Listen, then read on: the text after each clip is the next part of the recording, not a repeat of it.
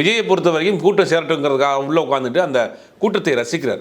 எந்த தலைவனும் தன் தொண்டனை வெயிலில் நிற்க வச்சு அவன் வந்து கத்துறதை வேடிக்கை பார்க்கவே மாட்டாங்க. இறங்கி போயிடுவாங்க, இல்லாட்டி அவங்களோட இறங்கி நின்றுவாங்க.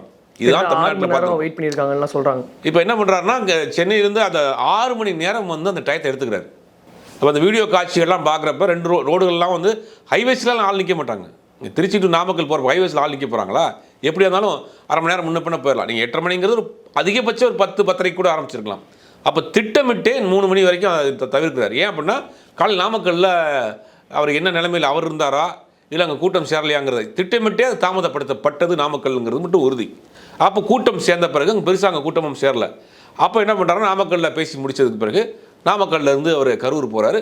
கரூர் கொடுக்கப்பட்ட டைம்ங்கிறது வந்து 3 மணியோ 3:30 மணியோ டைம், அதுக்குள்ளே தான் கரூரில். ஆனால் கரூரில் அவர் பேச போன டைம் வந்து கிட்டத்தட்ட அவர் போய் ரீச் ஆன நேரம் வந்து 7 மணி.